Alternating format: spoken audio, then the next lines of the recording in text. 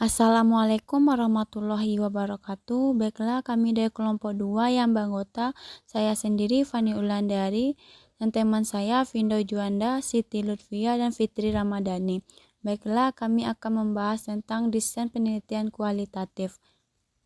Desain penelitian kualitatif. Penelitian kualitatif adalah pendekatan penelitian yang bertujuan untuk memahami fenomena sosial secara mendalam melalui analisis data yang bersifat deskriptif.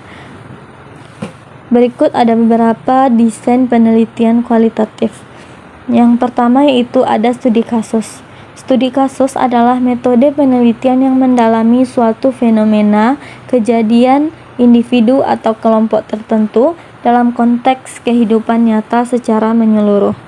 Karakteristik studi kasus yang pertama yaitu fokus pada satu kasus atau beberapa kasus yang spesifik. Yang kedua, menggunakan berbagai sumber data seperti wawancara, observasi, dan dokumen.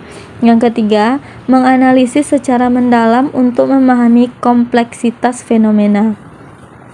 Selanjutnya, jenis penelitian studi kasus.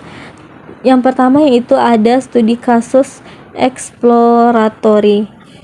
Studi kasus eksploratori adalah untuk menemukan informasi awal tentang suatu fenomena. Yang kedua, studi kasus deskriptif, yaitu untuk menggambarkan suatu kasus secara detail. Yang selanjutnya ada studi kasus eksplanatori, yaitu untuk menjelaskan hubungan sebab akibat dalam suatu fenomena. Yang selanjutnya tahapan penelitian. Tahapan penelitian studi kasus yang pertama yaitu menentukan fokus penelitian, yang kedua mengumpulkan data melalui wawancara, observasi, dan dokumen, yang ketiga menganalisis data secara mendalam, yang keempat menyusun laporan penelitian. Selanjutnya, kelebihan dan kekurangan studi kasus. Yang pertama yaitu kelebihan.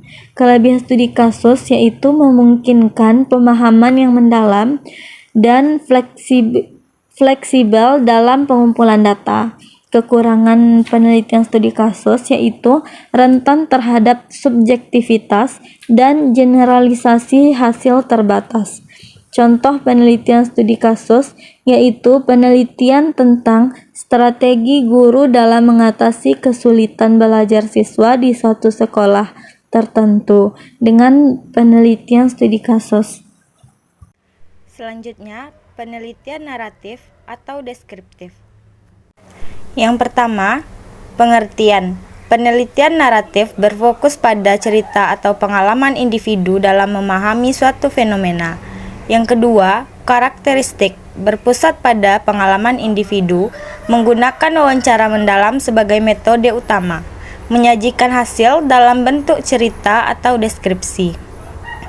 Yang ketiga, jenis penelitian naratif. Biografi, mengkaji kehidupan individu. Otokritik, menggunakan pengalaman pribadi peneliti. Sejarah lisan, mengumpulkan pengalaman dari beberapa individu terkait suatu peristiwa. Yang keempat, tahapan penelitian. Memilih individu atau kelompok sebagai subjek penelitian. Mengumpulkan data melalui wawancara dan dokumen pribadi. Menyusun cerita atau narasi berdasarkan data. Menganalisis dan menginterpretasi data. Kelebihan dan kekurangan. Memberikan wawasan mendalam tentang pengalaman individu. Mampu menggambarkan aspek emosional dari suatu fenomena. Kekurangan yaitu data subjektif dan sulit diverifikasi. Yang kedua, rentan terhadap bias peneliti. Contoh penelitian naratif yaitu studi tentang perjalanan hidup seorang guru dalam mengajar di daerah terpencil. Baiklah, saya akan melanjutkan materi yang selanjutnya yaitu penelitian etnografi. Pengertian etnografi adalah penelitian yang berfokus pada budaya suatu kelompok masyarakat melalui observasi, langsung dalam jangka waktu tertentu. Yang kedua, karakteristik. Berorientasi pada budaya dan kehidupan sosial menggunakan observasi partisipatif dan wawancara mendalam. Analisis dilakukan dalam konteks budaya yang diteliti. Yang ketiga jenis penelitian etnografi. Etnografi realis bersifat objektif dan berdasarkan fakta. Etnografi kritis menyoroti ketimpangan sosial dalam suatu budaya.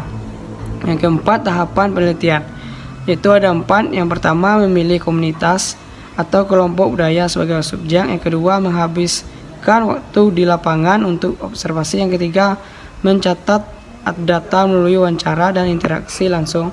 Yang keempat, menganalisis data dan menyajikan hasil penelitian.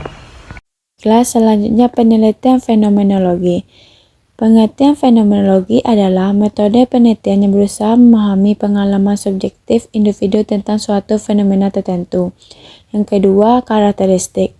Fokus pada pengalaman individu terhadap suatu fenomena, menggunakan wawancara mendalam sebagai teknik utama, bertujuan menggali makna subjektif dari pengalaman seseorang. Yang ketiga, jenis penelitian fenomenologi. Fenomenologi deskriptif menggambarkan pengalaman individu sebagaimana adanya. Fenomenologi hermeneutik menginterpretasikan pengalaman individu dalam konteks tertentu. Yang keempat, tahapan penelitian.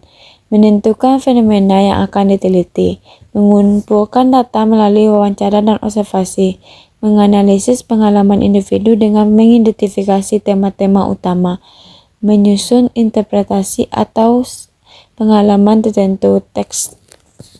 Selanjutnya, grounded theory. Pengertian grounded theory adalah penelitian yang bertujuan untuk membangun teori baru berdasarkan data yang dikumpulkan dari lapangan. Yang kedua, karakteristik.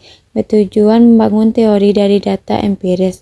Data dikumpulkan dan dianalisis secara simultan menggunakan pendekatan induktif. Yang ketiga, jenis penelitian grounded theory. Grounded theory klasik fokus pada perkembangan teori secara murni dari data. Grounded theory konstruktivis mencari pemahaman subjektif dalam membangun teori. Yang keempat, tahapan penelitian. Mengidentifikasi fenomena yang akan diteliti, mengumpulkan data melalui wawancara dan observasi, menganalisis data dengan teknik pengodean, mengembangkan teori berdasarkan temuan data.